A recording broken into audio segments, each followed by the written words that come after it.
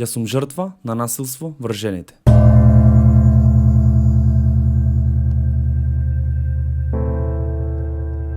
За некои работи бев збунат во 5-то одделение. Си мислев како е можно машките кои ги малтретираа на женските, кои ги маваат полгас, да добиваат повеќе внимание од женските и истите да ги сметаат за фраери, за джекови, за мангупи.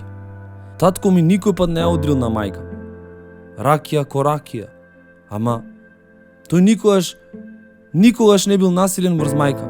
И тоа мене ми беше чудно. Истото продолжи и со првата љубов. Уште во првите наши среќавања, удриме погаз, направиме вака, направиме така, па почнавме да имаме и, знаете, интимности.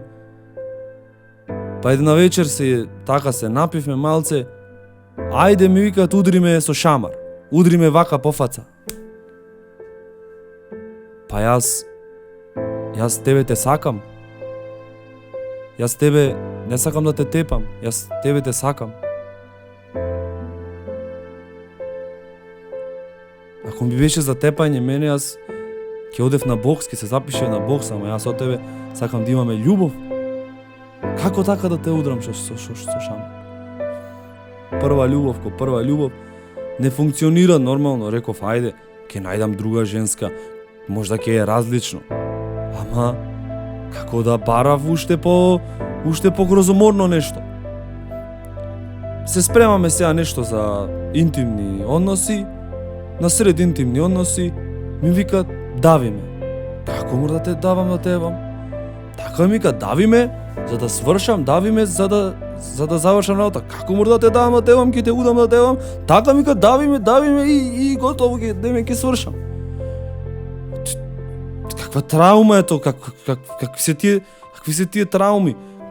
Јас сакам да ти направам убо, јас да сакам да ти направам неубо, ќе ти направев неубо, ама шо е ова работа се? Не знам на шо сум, не знам ни што се случува тоа дека.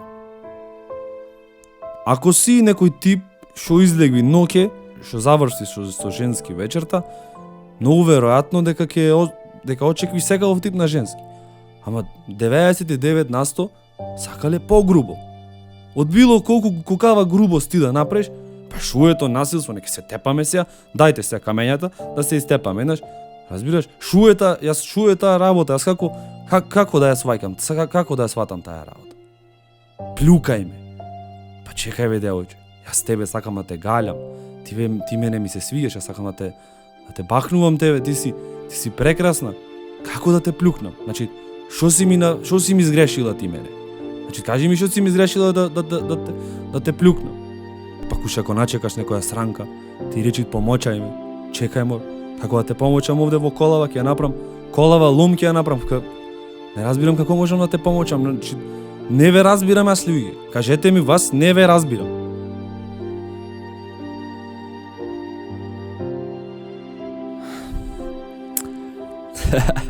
Океј, другарчина,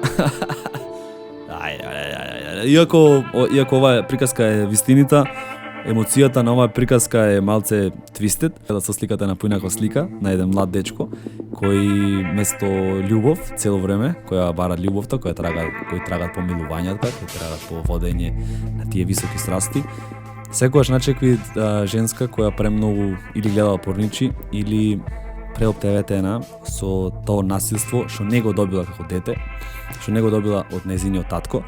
Тие во нашата и во светската историја се вика daddy issues или на нашки таткови проблеми.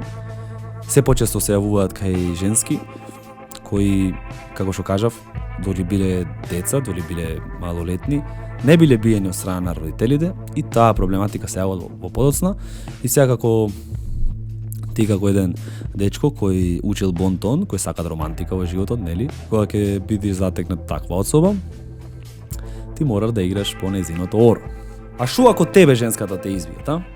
Еа ти кажам бате една работа. Ако женска ти те удри теннаш и на тоа, ако не вратиш исто со насилство, ти те ако не вратиш исто со насилство, че јас немој да мисли дека јас преферирам во животот ми насилство, напротив, сите што ме знаат дека јас сум пацифиста, тука романтичар. Ако ве удри женската и ако при тоа не ја фатите за коса, вака, женска, ако речите, ако го направиш ова уште еднаш, ќе ти ја турам фацата од боксој, очеквете дека ќе јаите мајње до крајот на вашата врска. Туду.